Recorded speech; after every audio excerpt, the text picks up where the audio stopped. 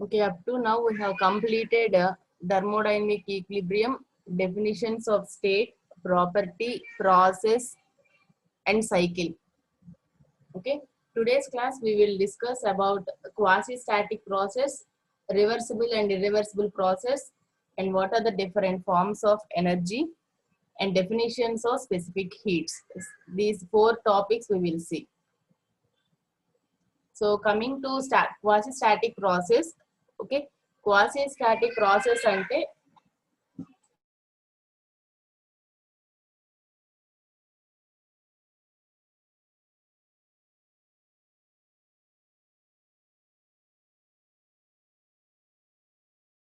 so quasi-static process means, so if you place a gas inside a cylinder, so it is a cylinder and piston arrangement amma.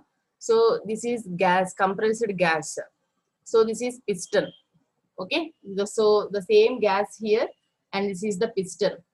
So if you place the weight on the piston, okay, so this weight will just balances by the forces that is acting on the piston. ఇప్పుడు gas మీద ఇక్కడ piston place చేసామంటే ఏమవుతుందమ్మా, piston అనేది పైకి move అవ్వకుండా నేను wait ని పెట్టాను అంటే దాని మీనింగ్ ఏంటి, సో ఈ గ్యాస్ వల్ల వచ్చిన ప్రెషర్, ఈ కంప్రెసర్ గ్యాసెస్ వల్ల వచ్చిన ప్రెషర్ మొత్తాన్ని కూడా ఈ వెయిట్ బ్యాలెన్స్ చేస్తుంది అని దాని మీనింగ్. ఓకేనా, so what happens if I remove this weight, ఈ వెయిట్ ని నేను రిమూవ్ చేసేసాను అనుకోండి అమ్మా, ఈ సింగిల్ వెయిట్ డబ్ల్యూ అనే దాన్ని నేను రిమూవ్ చేసేస్తే ఏమవుతుంది, ఈ పిస్టన్ వెళ్ళి పైకి ఇక్కడ మూవ్ అవుతుంది, సెకండ్ పొజిషన్ లోకి మూవ్ అవుతుంది. So this is the first position. When I remove the single weight W, the piston will move towards the stoppers, stopper దగ్గరికి వెళ్ళిపోయి సడన్ గా సెకండ్ పొజిషన్ లో ప్లేస్ అవుతుంది. సో ఫస్ట్ పొజిషన్ దగ్గర let the pressure of the gas inside the cylinder be P1, volume V1 and temperature T1 అనుకుందాం. At the first position the pressure be P1, volume V1, temperature T1 అనుకుంటే, if I remove this weight here and when the piston suddenly moves to the position 2 కి move అయిన తర్వాత let the final pressure be P2, volume V2, temperature T2 అనుకుందాము. ఓకేనా, so if you observe here, so this is the first position. Okay, in PV graph గీస్తే pressure P1 దగ్గర, volume V1 దగ్గర points పెట్టుకుంటే ఈ point వస్తుంది, state 1 వస్తుంది. Okay, so if I place it the final position point 2, okay, this P2, this is at pressure P2 and volume V2. So we don't know the intermediate states, మధ్యలో line ఎలా గీయాలో మనకు తెలియదు. we know only the pressure P1 and volume V1 at state 1, pressure P2 and volume V2 at state 2. ఈ రెండు points మాత్రమే తెలుసు. So how to join these 2 points, ఈ 2 points ఎలా జాయిన్ చేయాలో మనకు తెలియదమ్మా. ఓకే, సో అప్పుడు మనకి మధ్యలో పాస్ అయ్యే స్టేట్స్ అన్ని కూడా ఈక్విలిబ్రియం స్టేట్స్ అయ్యేం ఉండవు. ఎందుకు అనంటే just it starts from here and ends it here, అంటే ఈ మధ్యలో ఏం జరుగుతుంది అనేది మనకు తెలియదు, జస్ట్ సడన్ గా వెళ్ళిపోతుంది. సో అప్పుడు మనం దాన్ని క్వాసీ స్టాటిక్ ప్రాసెస్ అనము. సో ఇఫ్ యూ రీప్లేస్, మధ్యలో లైన్స్ కూడా పాయింట్స్ కూడా ఎలా ఉంటాయి, ఎలా జాయిన్ చేయాలి, పాయింట్ 1 ని పాయింట్ 2 ని ప్రాసెస్ ఎలా ఉంటుందో we cannot identify that. Okay, so if you replace this complete weight by number of small weights, అంటే దీన్ని చాలా చిన్న చిన్ని వెయిట్స్ గా కట్ చేసేసి, సో అన్ని చిన్ని వెయిట్స్ ప్లేస్ చేసేసి, so this W is equal to the summation of all these weights. ఓకేనా, sum of infinite weights which is equal to weight W, అంటే ఈ వెయిట్ ని స్మాల్ పీసెస్ గా కట్ చేసేస్తే, okay, what happens if I cut this single weight W into more number of small pieces గా cut చేసిన తర్వాత, so first I will remove 1 piece here. So first piece ని remove చేశాను, అప్పుడు ఏమవుతుంది, piston will move from this position to another small position, అంటే కొంచెం పైకి మూవ్ అవుతుంది, అంతే, చాలా స్మాల్ అమౌంట్ పైకి మూవ్ అవుతుంది. సో అప్పుడు ఆ పొజిషన్ లో we can measure pressure P2, V2 and temperature T2 also. Okay, so ఆ సెకండ్ పొజిషన్ దగ్గర ఈ పాయింట్ వస్తుంది. ఓకేనా, సో నేను సేమ్ డయాగ్రామ్ ఇక్కడ కూడా డ్రా చేశామమ్మా. అండ్ ఇంకో వెయిట్ ని రిమూవ్ చేసామనుకోండి, if I remove another weight, ఇంకో వెయిట్ ని రిమూవ్ చేస్తే అక్కడ ఇంకో ప్రెషర్ అండ్ వాల్యూమ్ V2 ఉంటుంది. సో ఆ ప్రెషర్ వాల్యూమ్ దగ్గర I will plot this point. So అలా నెక్స్ట్ రేపు వెయిట్ ని రిమూవ్ చేస్తే నెక్స్ట్ పాయింట్ వస్తుంది. So if I remove all the weights here, I will get all the points here. Okay, అప్పుడు నేను 1 and 2 ప్రాసెస్ ని join చేయొచ్చు, ఏ పాత్ స్పెసిఫై చేయొచ్చు. Okay, So that means all the states that are passed in between the states 1 and 2, that means these intermediate states are called as equilibrium states. Ala unde ee states ni equilibrium states antam, endukante at that particular points, at this particular points we can measure the pressure and volume. Pressure volume మనం measure చేయొచ్చు కాబట్టి. So మొత్తం weights remove చేసినప్పుడు ఎక్కడికి వెళ్తుందమ్మా, final position కి వెళ్తుంది, ఇక్కడికి వస్తుంది పిస్టన్. మళ్ళీ if I place the weight here, so మళ్ళీ నేను ఇక్కడ ఒక సింగిల్ వెయిట్ ప్లేస్ చేశాను అనుకోండి, మళ్ళీ ఒక చిన్న వెయిట్ ప్లేస్ చేస్తే ఏమవుతుంది, మళ్ళీ ఇక్కడ నుంచి మళ్ళీ వెనక్కి వస్తుంది పాయింట్. మళ్ళీ ఇంకో వెయిట్ యాడ్ చేశాను, మళ్ళీ ఇక్కడికి వస్తుంది point. If I go on adding all the weights up to hear, మళ్ళీ the process will follow the path from 2 to 1. మళ్ళీ 2 to 1 ఇదే లైన్ మీద ప్రాసెస్ వస్తుంది.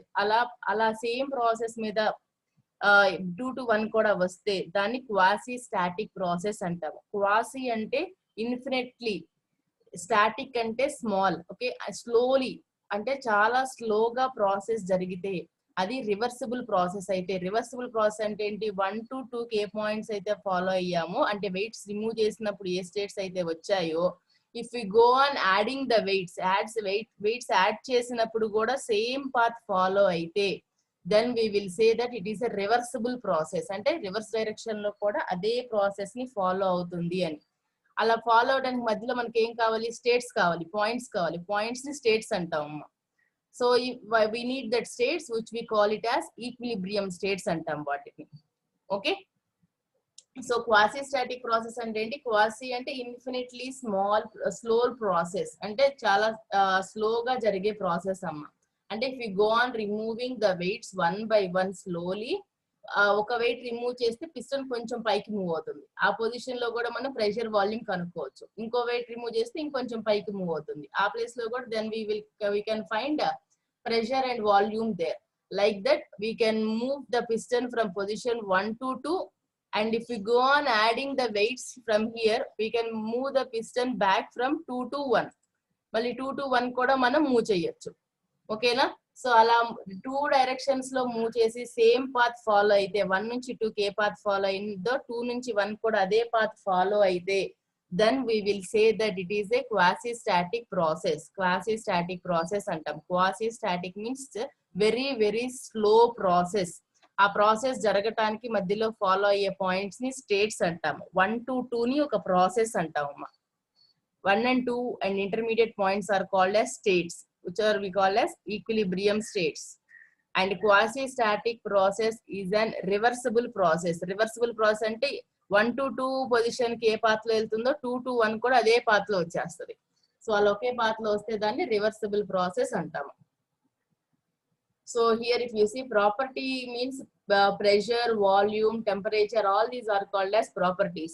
So ఏదైనా రెండు ప్రాపర్టీస్ మధ్య గ్రాఫ్ గీస్తే, సో నేను y యాక్సిస్ మీద ప్రెషర్, x యాక్సిస్ మీద వాల్యూమ్ తీసుకొని if I draw a graph, so చూడండి ఎన్ని ఇంటర్మీడియట్ స్టేట్స్ అమ్మా. స్టార్టింగ్ ఇక్కడ ఉంది ప్రెషర్, వాల్యూమ్, ఒక వెయిట్ రిమూవ్ చేసినాక ఈ పాయింట్ దగ్గరకు వచ్చింది. So if you remove another weight, this is the point.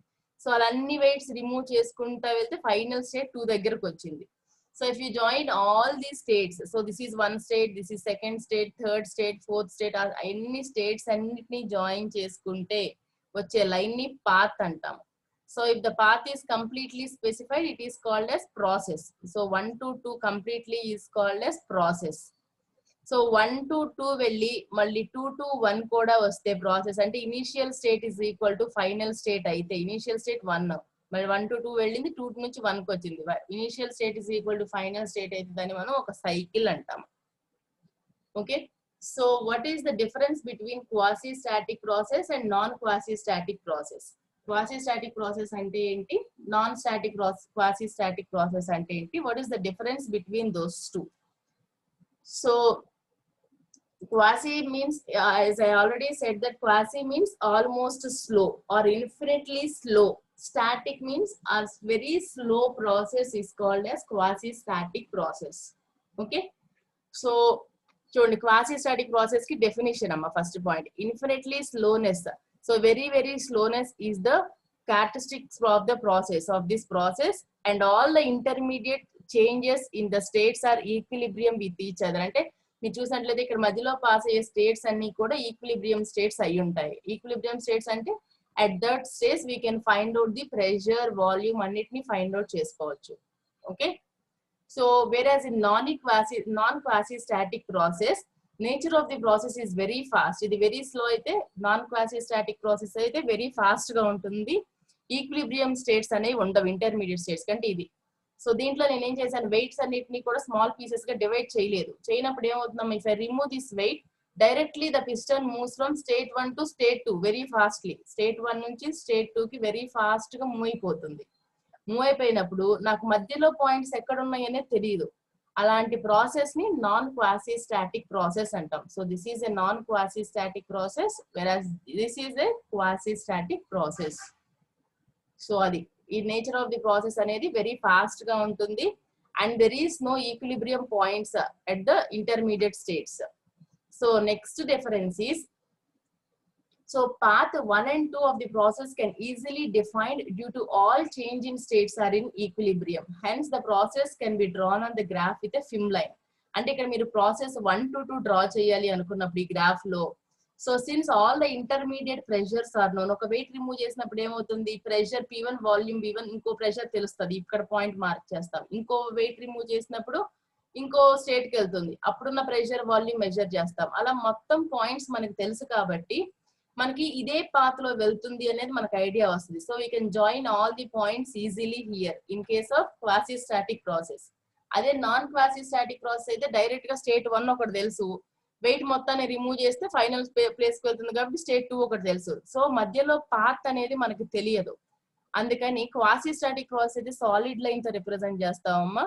వేరాజ్ in non quasi static process మనకి ఏ డైరెక్షన్ తెలియదు కాబట్టి ఏదో ఒక డైరెక్షన్ లో డాటెడ్ లైన్ తో రిప్రజెంట్ చేస్తాం, 1 ని 2 ని జాయిన్ చేస్తూ. ఓకేనా, so non quasi static process is represented with dotted line, whereas quasi static process is represented with film line అంటే సాలిడ్ లైన్ తో రిప్రజెంట్ చేస్తాం. ఎందుకని, అన్ని స్టేట్స్ గురించి మనకు తెలుసు, defined due to all the states in the path are in equilibrium condition. So దీంట్లో మనకి తెలియదు, cannot be easily defined the equilibrium states, only 1 and 2 మాత్రమే తెలుసు. అందుకని డాటెడ్ లైన్ తో రిప్రజెంట్ చేస్తాము. ఈ ప్రాసెస్ వచ్చేసి సాలిడ్ లైన్ తో రిప్రజెంట్ చేస్తాం. So that is the second difference between quasi static process and non quasi static process. So coming to the third difference, so quasi static process are reversible in nature, whereas non quasi static process are irreversible in nature. Reversible, non reversible, irreversible ante enti, so it means reversible means it is possible to attain the initial states by eliminating the effect. Malli initial states ki ravachu, ikkada it is not possible to attain initial states ante dan meaning entante anamma. So first మనం ఏం చేస్తున్నాము, weights అన్ని remove చేసుకుంటా వెళ్తున్నాము. Remove చేసుకుంటా వెళ్ళినప్పుడు ఏమవుతుంది, 1 దగ్గర నుంచి 2కి వస్తాము. అన్ని పాయింట్స్ దగ్గర ప్రెషర్స్ అన్ని మార్చేసి ఇక్కడ 2 పాయింట్ వరకు గ్రాఫ్ గీస్తాము. అప్పుడు పిస్టన్ ఎక్కడ ఉంటుంది, ఈ స్టాప్స్ దగ్గర ఉంటుంది. So if you go on adding the same weights 1 by 1 again, మళ్ళీ నేను ఒక్కొక్క వెయిట్ యాడ్ చేసుకుంటా వెళ్ళాను అనుకోండి. సో ఫస్ట్ ఒక వెయిట్ యాడ్ చేయగానే ఈ పాయింట్ దగ్గర నుంచి మళ్ళీ ఇదే పాయింట్కి వస్తుంది, సెకండ్ వెయిట్ యాడ్ చేస్తే ఈ పాయింట్కి వస్తుంది, థర్డ్ వెయిట్ యాడ్ చేస్తే ఈ పాయింట్, అలా అన్ని వెయిట్స్ యాడ్ చేసుకుంటా వెళ్తే మళ్ళీ ఫస్ట్ స్టేట్కి వచ్చేస్తుంది. సో 1 to 2 ఏ పాత్ అయితే ఫాలో అయిందో, if you go on adding the weights 2 to 1 కూడా అదే పాత్ ఫాలో అయితే then we will say that it is a reversible process. కానీ దీంట్లో మనకి 1 వెయిట్ యాడ్ చేస్తే మళ్ళీ అదే పాత్ ఫాలో అవుతుంది అనే గ్యారంటీ లేదనమాట. అందుకని we cannot say that it is a reversible process. So non-quasi static process are always a reversible process, and it is not possible to attain the initial states. Initial states malli manam తీసుకురాలేం అన్నమాట. So example for this quasi static process is expansion of gases behind the piston against infinitely small weights. అంటే చాలా చిన్న weights తీసుకొని replace చేస్తే piston cylinder arrangement తో అది quasi static process అవుతుందమ్మా. అలా కాకుండా సింగిల్ వెయిట్ ని రిప్రజెంట్ చేస్తే అది నాన్ క్వాసీ స్టాటిక్ ప్రాసెస్ అవుతుంది. So these are the 4 differences between quasi static process and non quasi static process. So first one is we have to write the definition for those 2 process. Definitions ante ఇది very slow process, ఇది very fast process, మధ్యలో equilibrium points ఉంటాయి, దీంట్లో equilibrium points represent చేయలేం. So that is the different definition. And second one is we represent this with a film line, and we represent non-quasi-static process with a dotted line. So this is the second difference. And third difference is quasi-static process is reversible process, whereas non-quasi-static process is irreversible process. And fourth one is the example for both the quasi-static and non-quasi-static process. So ఈ 4 differences రాయాలమ్మ. So what is reversible process and what is irreversible process? So irreversible process ki reversible process ki difference enti anante chudam, if you see the PV diagram here, so 1 to 2 ikkada 1 to 2 process meer consider chesukunnatlaithe 1 to 2 are reversible and following the equilibrium state. So for state 1 దగ్గర నుంచి state 2 కి వచ్చినప్పుడు మధ్యలో ఎన్ని కూడా equilibrium points ఉంటాయి ఇందాక మనం చూసినట్టుగా. మళ్ళీ 2 to 1 కూడా సేమ్ పాత్ ఫాలో అవుతుంది, అందుకని 1 to 2 ఈ డైరెక్షన్ లో వెళ్తుంది, 2 to 1 కూడా ఇదే డైరెక్షన్ లో వస్తుంది. ఎప్పుడు when it is a reversible process అయినప్పుడు. So when we take the case of a irreversible process, so చూడండి ఇక్కడ 3 to 4 ఈ డైరెక్షన్ లో వచ్చింది, 4 to 3 అనేది ఈ డైరెక్షన్ లోనే రావాలని లేదా ఏ డైరెక్షన్ లో అయినా వెళ్ళొచ్చు. అలా ఏ డైరెక్షన్ లో అదర్ దాన్ దిస్ డైరెక్షన్ మనకి ఏ డైరెక్షన్ లో వెళ్ళటానికైనా ఛాన్స్ ఉంది. సో అలా వెళ్తే దాన్ని irreversible process or non-equilibrium process following the non-equilibrium states అని చెప్తాం. So reversible process means this process will follow the equilibrium states, whereas irreversible process means it will follow the non-equilibrium states. Equilibrium states అయ్యుండవు, states ని join చేస్తేనే మనకి process వస్తుందమ్మా. So what is the state and what is నిన్న class కి రాలేదుగా చూడండి ఒకసారి. ఇది state 1, ఇలా చాలా స్టేట్స్ ఉంటాయి ఇక్కడ మధ్యలో. So these are all the states, ఈ పాయింట్స్ ని స్టేట్స్ అంటాము. సో ఈ స్టేట్స్ అన్నిటిని జాయిన్ చేస్తే మనకి వచ్చిన లైన్ ని ప్రాసెస్ అంటాం. ఆ ప్రాసెస్ ని లారో మార్క్ తో రిప్రజెంట్ చేస్తాము. If you join all the states we will get process వస్తుందమ్మా. ఓకే, అంటే ఇక్కడ మధ్యలో ఉన్న ఎన్ని స్టేట్స్ కూడా ఈక్విలిబ్రియం స్టేట్స్ అయితే దాన్ని రివర్సిబుల్ ప్రాసెస్ అంటాం. సో ఈ మధ్యలో ఉన్న పాయింట్స్ అన్ని కూడా ఈక్విలిబ్రియం స్టేట్స్ కాదు అయితే కనుక we will say that it is a irreversible process. Okay, so next coming to the differences between the reversible process and irreversible process. So reversible process ki irreversible process ki difference enti ante, so the first difference is it is possible to attain the initials. As we know that reversible process lo enti malli initial states ni attain avvochu, అంటే 1 to 2 ఏ path అయితే follow అయిందో 2 to 1 కూడా same path follow అయితే and initial state కి మళ్ళీ వస్తే దాన్ని రివర్సిబుల్ ప్రాసెస్ అంటాము. Okay, so it is possible to attain the initial states after eliminating the effects introduced to obtain a final states. చూడండి 1 to 2 ఫైనల్ స్టేట్ కి వెళ్ళిన తర్వాత 2 to 1 కూడా ఇనిషియల్ స్టేట్ కి వెళ్తుంది. సో అలా వెళ్ళే ప్రాసెస్ ని రివర్సిబుల్ ప్రాసెస్ అంటాము. So it is not possible to attain the initial states in this process. It is not possible to obtain the initial states and it is be always be different in reverse process. Reverse process లో చూడండి ఈ process లో ఈ direction ఉంది, reverse process లో different గా వెళ్తుంది. అదే చెప్తున్నా, రివర్స్ ప్రాసెస్ లో డిఫరెంట్ గా వెళ్తుంది అని. Okay, so reversible process means all quasi-static processes are reversible in nature. అంటే ఏదైతే quasi-static అంటే ఏం చెప్పాను, స్లోగా జరిగే process. So all the process which are quasi-static in nature are taken as reversible process. అంటే స్లోగా జరిగే ఏ ప్రాసెస్ అయినా సరే దాన్ని రివర్సిబుల్ ప్రాసెస్ గా తీసుకోవచ్చు అని. all non-quasi-static process are irreversible. అమ్మ ఇక్కడ ప్రింటింగ్ మిస్టేక్ పడింది, it is irreversible not reversible. అంటే నాన్ క్వాసీ స్టాటిక్ అంటే ఏంటి, ఫాస్ట్ గా వెళ్ళేవి. సో ఫాస్ట్ గా వెళ్ళే ప్రాసెస్ అన్ని కూడా ఇర్రివర్సిబుల్ ప్రాసెసెస్ అంటాం. So here another one is a process will become reversible by eliminating the causes of the irreversibility, that is resistance in expansion of gases, no internal molecular friction or external friction. So ఏదైనా ఒక process ని మనం reversible process గా మార్చాలి అని అంటే దాంట్లో ఇర్రివర్సిబిలిటీని reduce చేస్తే, అంటే ఇప్పుడు నేను గ్యాసెస్ ఇలా మూవ్ అవుతుంది అని చెప్పాను. సో ప్రతి పాయింట్ దగ్గర నేను ప్రెషర్ ఒక వెయిట్ రిమూవ్ చేస్తే పిస్టన్ ఇక్కడికి మూవ్ అయితే ఆ పాయింట్ దగ్గర ప్రెషర్ వాల్యూమ్ నేను ఈజీగా ఫైండ్ అవుట్ చేయొచ్చు అని చెప్తున్నాను. ఇప్పుడు in case if there is no friction or any other external forces acting, so friction కానీ వేరే ఎక్స్ట్రా ఏమైనా యాక్ట్ అవ్వకుండా ఫ్రీగా ఉన్నట్లయితే ఐడియల్ కేసులో మాత్రమే మనకి ఈక్విలిబ్రియం స్టేట్ వస్తుంది. అంటే we have to remove such kind of irreversibilities. అంటే resistance to expansion of gases అలాంటివన్నీ ఇంటర్ మాలిక్యూల్స్ మధ్య ఉన్న ఫ్రిక్షన్ అలాంటివన్నీ మనం రెడ్యూస్ చేయగలిగితేనే మనం ఈక్విలిబ్రియం స్టేట్స్ ని మనం ఫైండ్ అవుట్ చేయగలుగుతాం. So what are the different causes for irreversibility అని చెప్తున్నాము, ఒకటే పాత్ ఫాలో అవ్వట్లేదు అని చెప్తున్నాము. What is the reason why it is not following the same path? So 3 to 4 వచ్చినప్పుడు 4 to 3 కూడా సేమ్ పాత్ ఎందుకని వెళ్ళట్లేదు? What is the reason is, so due to the inter friction between the molecules మధ్య inter friction రావడం వల్ల.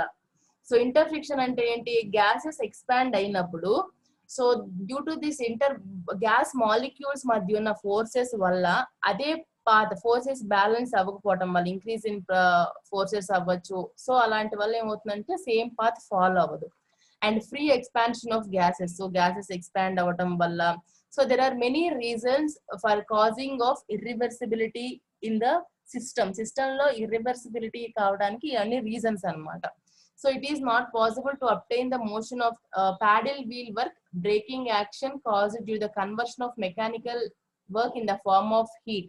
అంటే మనం ఏంటి, ప్యాడిల్ వీల్ వర్క్ అనేది ఎలా వర్క్ అవుతుంది అని అంటే, మనం హీట్ ని సప్లై చేస్తే that heat is converted into mechanical work.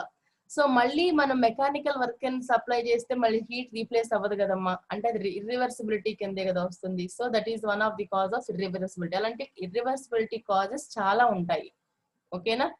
So ఈ క్లేషియస్ ఫోర్త్ డిఫరెన్స్ అనేది మీకు సెకండ్ యూనిట్ కి వెళ్ళినప్పుడు అర్థమవుతుంది. క్లేషియస్ ఇన్ఈక్వాలిటీ అని అంటే change in heat energy with respect to temperature.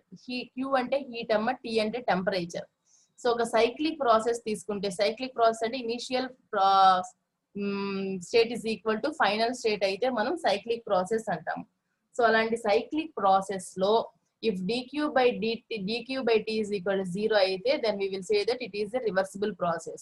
So if it is less than 0, we will say it is an irreversible process. This you will understand clearly in second unit. Okay, so coming to causes of irreversibility, మనం already causes చదువుకున్నాం కదా. So they will ask in exam about the causes of irreversibility. అంటే irreversibility causes ఏముంటాయి అని చెప్పేసి exam లో మనల్ని question అడగొచ్చు. అలాంటప్పుడు ఇది ఒకటే సపరేట్ గా రాయాలి.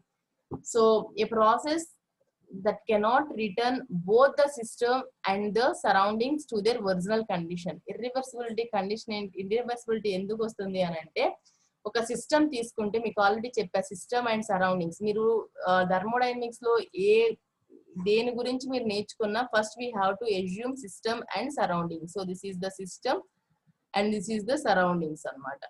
సో సిస్టమ్ సరౌండింగ్స్ తీసుకున్నప్పుడు ఏదైనా ఫస్ట్ సిస్టమ్ ఇక్కడ దీనికి పర్టికులర్ ప్రెషర్ ఉంది, పర్టికులర్ వాల్యూమ్ ఉంది అనుకుందాం. V1 వాల్యూమ్ V1 వాల్యూమ్ ఉంది అనుకుంటే, so if you apply force or any pressure, extra pressure here, మనకి ఫైనల్ గా P2 ప్రెషర్ వచ్చింది అండ్ వాల్యూమ్ V2 వచ్చింది అనుకోండి అమ్మా.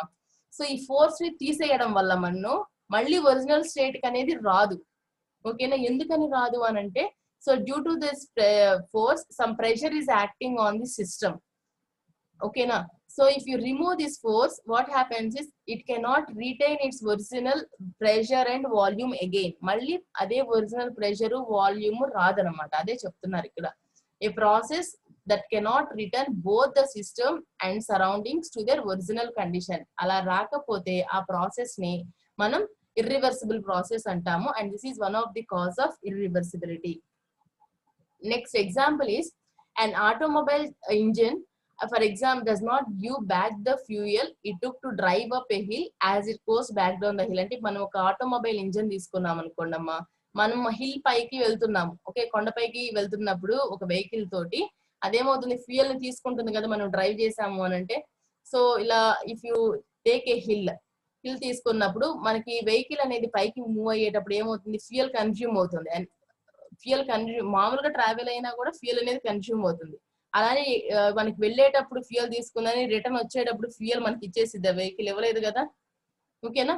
So that means it is an irreversible process. అంటే జనరల్ వరల్డ్ లో ఎగ్జిస్ట్ అయ్యే అన్ని కూడా మాక్సిమం అన్ని ఇర్రివర్సిబుల్ ప్రాసెస్ అమ్మా. ఓన్లీ ఐడియల్ కేసెస్ మాత్రమే మనం స్టడీ చేస్తాం which are reversible in nature. So what are the most common causes of irreversibility are friction. So this is the main reason for irreversibility. Friction అనేది main reason. So next one is unrestrained expansion of fluid. అంటే expansion అనేది molecules మధ్య బాగా జరిగి forces ఎక్కువ రావడం అనేది ఇంకో reason. And the third reason is heat transfer through a finite temperature different. So ఇప్పుడు నేను ఒక సిస్టమ్ తీసుకున్నాను అనుకోండి అమ్మా, if I give it A temperature of T1, so ఒక 100 డిగ్రీ సెంటిగ్రేడ్ టెంపరేచర్ ఇచ్చాను. So 100 degree centigrade temperature maintain చేయమంటే అవుతుందమ్మా? కాదు కదా. సో అలా హీట్ ట్రాన్స్ఫర్ వల్ల కూడా మనకి రివర్సిబిలిటీస్ వస్తాయి. And mixing of two different substances, అంటే రెండు, ఒక సాలిడ్ ఒక లిక్విడ్ ని మిక్స్ చేయడం వల్ల కూడా మనకి ఇర్రివర్సిబిలిటీస్ అనేవి వస్తాయి. So all these are the causes of irreversibility. And next one is energy and its forms. So what is energy first, and what are the different forms of energy?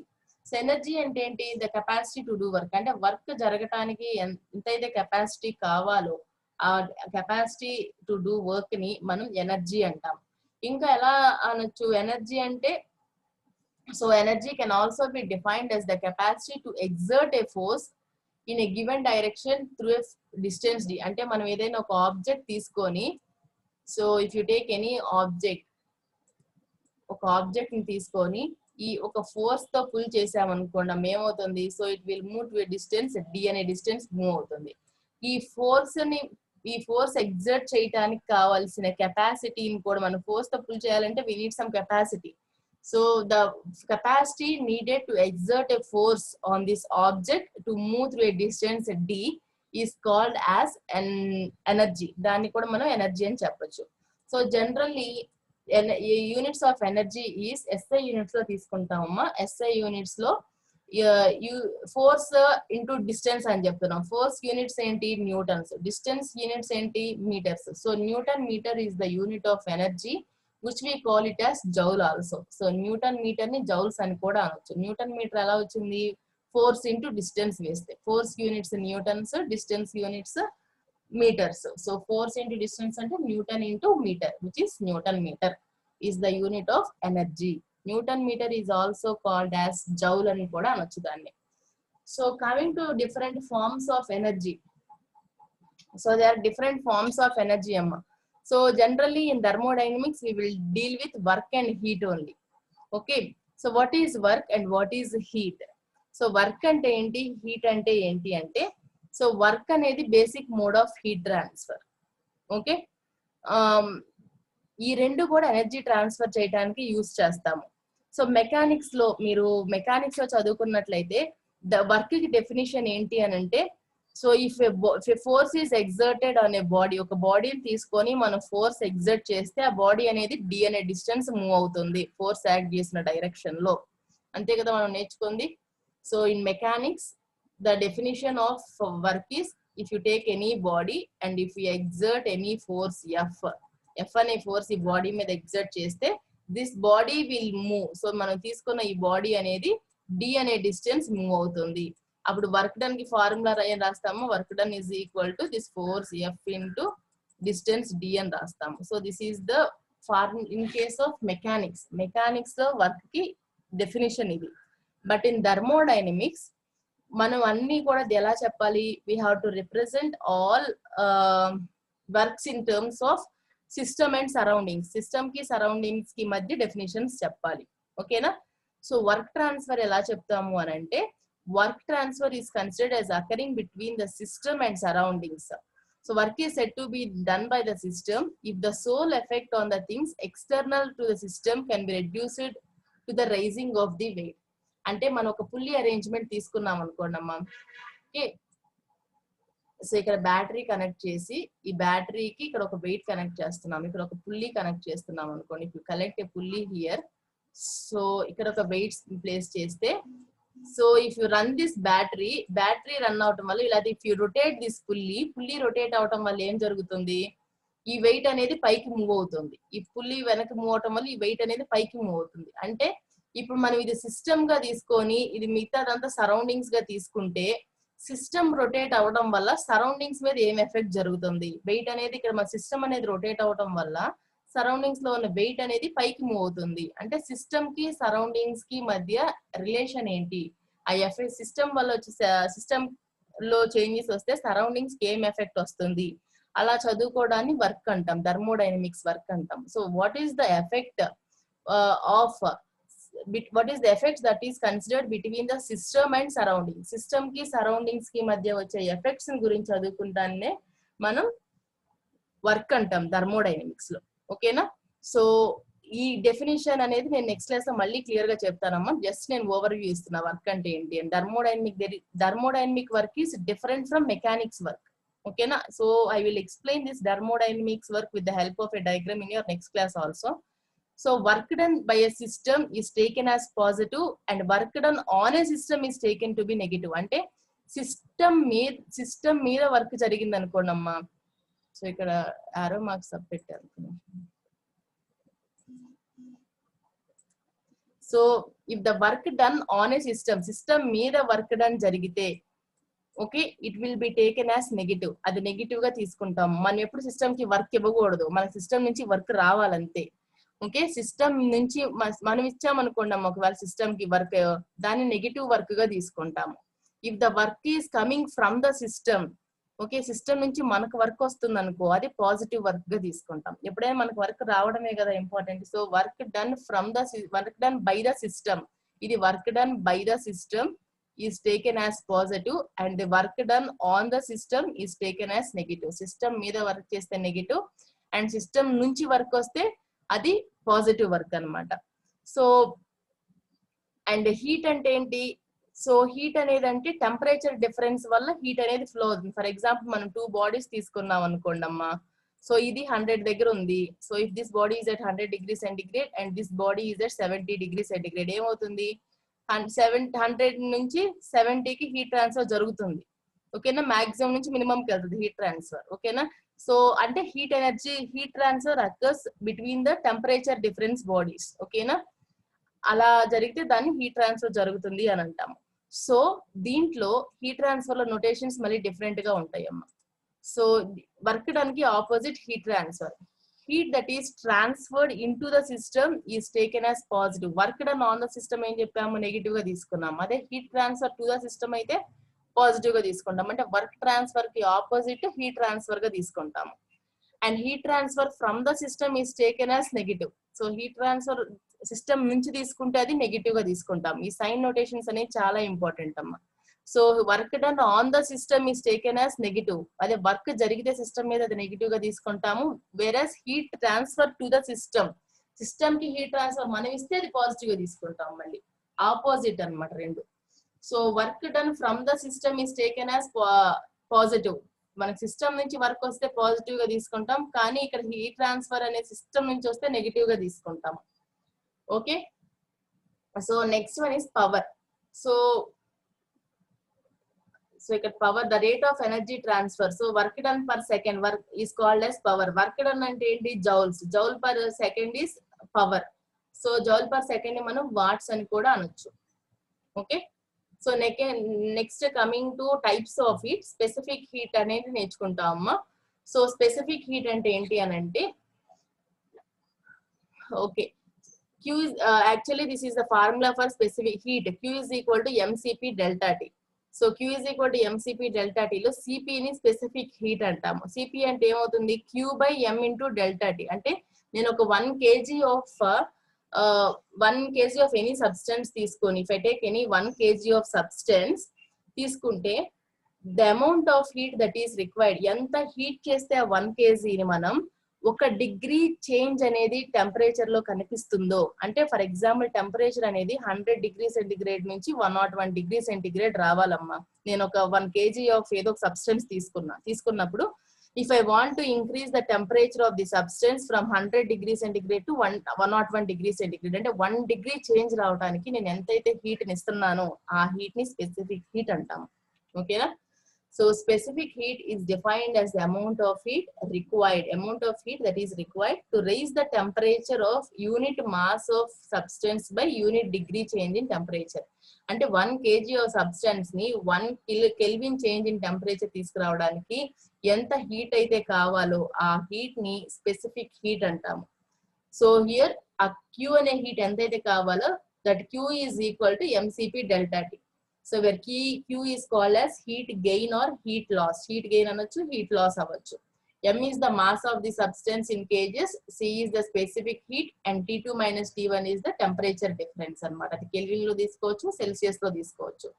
So generally specific heat are two types, specific heat at constant pressure and specific heat at constant volume.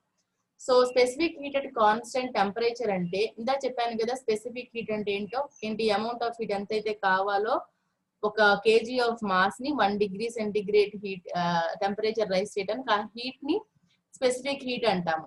So అది మొత్తం temperature rice చేయడం అనేది pressure constant గా ఉన్నప్పుడు raise చేసామనుకోండమ్మా. So if you increase that, if you give the heat at constant pressure to increase the mass of the substance from 1 degree centigrade rise in temperature, then it is called as specific heat at constant pressure, CP అంటాము. So units of CP is kilojoule per kg Kelvin. Okay. So అలానే volume constant గా ఉన్నప్పుడు మనం heat ఇచ్చామనుకోండి, ఎందుకు heat ఇస్తాము? 1 kg of mass ని 1 degree centigrade change in temperature తీసుకురావడం కోసం కొంత హీట్ ఇస్తాము. ఆ ప్రాసెస్ అంతా కాన్స్టెంట్ వాల్యూమ్ గా ఉన్నప్పుడు చేసాము అంటే then we will call it as specific heat at constant volume. దాన్ని CB తో రిప్రజెంట్ చేస్తాం. CP means specific heat at constant pressure. CV means specific heat at constant volume. So the units of specific heat is kilojoule per kg Kelvin అంటాం. So general ఇవి constant values అమ్మ, మీకు problems లో వాళ్ళే ఇస్తారు. Specific heat of water is taken as 4.186 kilojoule per KG kelvin. Specific heats of air వచ్చేటప్పటికి separate గా ఉంటాయి అమ్మ. సిపి వాల్యూ వేరేగా ఉంటుంది, సివి వాల్యూ వేరేగా ఉంటుంది. వాటర్ కి వచ్చేసేటప్పటికి రెండు ఈక్వల్ గా తీసుకుంటాము. Okay. So CP is equal to 1.005 for both the values are same, but it is treated as a constant pressure process and constant volume specific heat. And latent heat of vaporization అంటే ఏంటంటే, so ఇప్పుడు మీరు water తీసుకున్నారు అనుకోండి, if you take water and if you heat the water up to 100 degrees centigrade, 100 degrees centigrade దగ్గర ఏమవుతుంది, water boil అవటం start చేస్తుంది. So when the water starts boiling ఏమవుతుంది అనంటే, వాటర్ తర్వాత నెక్స్ట్ స్టేజ్ ఏంటి, it will try to convert into vapour. Boil అవడం start అయ్యి వేపర్ గా కన్వర్ట్ అవడం స్టార్ట్ అవుతుంది. కన్వర్ట్ అవుతున్న ప్లేస్ లో కూడా ఇంకా మనం హీట్ చేస్తూ ఉంటాం, కంటిన్యూ చేసామనుకోండి, టెంపరేచర్ ఇంక్రీజ్ అవుతుంది. హీట్ చేస్తే మొత్తం వాటర్ లిక్విడ్ స్టేట్ నుంచి కంప్లీట్ గా వేపర్ స్టేట్ కి మారుతుంది ఎట్ ద సేమ్ టెంపరేచర్. అంటే దాని మీనింగ్ ఏంటంటే అక్కడ ఉన్న లేటెంట్ హీట్ మొత్తాన్ని రిమూవ్ చేయడం అని అంటారు అనమాట. సో latent heat అంటే amount of heat required to evaporate 1 kg of water at its saturation temperature. అంటే వాటర్ ని ఒక 1 kg of వాటర్ తీసుకొని మనం బాయిలింగ్ పాయింట్ దగ్గర నుంచి హీట్ చేస్తూ ఉన్నాం అనుకోండి, చేంజ్ ఇన్ టెంపరేచర్ లేకుండా, అంటే చేంజ్ ఇన్ టెంపరేచర్ అనేది మనం అబ్జర్వ్ చెయ్యం. బాయిలింగ్ పాయింట్ తర్వాత ఏమవుతుంది అంటే హీట్ మొత్తం వెళ్ళిపోతుంది, అలా వాటర్ వేపర్ అయిపోతుంది. ఓకేనా. So the heat that is required to convert the saturated water to saturated vapour, ఆ వాటర్ నుంచి వేపర్ కి కన్వర్ట్ అవ్వడానికి మనం రిమూవ్ చేసినటువంటి హీట్ ని లేటెంట్ హీట్ ఆఫ్ వేపరైజేషన్ అంటాము. So the value of the latent heat of vaporisation of water is taken as 2257 kilojoule per kg గా తీసుకుంటాం అనమాట. So in today's class we have learned about quasi-static process and what is the difference between quasi-static process and non-quasi-static process, and differences between reversible process and irreversible process, and what are the causes of irreversibility, and what are the different forms of energy, what is definition of work, mechanical work, and what is the difference of thermodynamics work, and what is the heat, and what are the symbols we have to take for heat transfer and work transfer, and what are the definitions for specific heat. So ఇవన్నీ నేర్చుకున్నాము.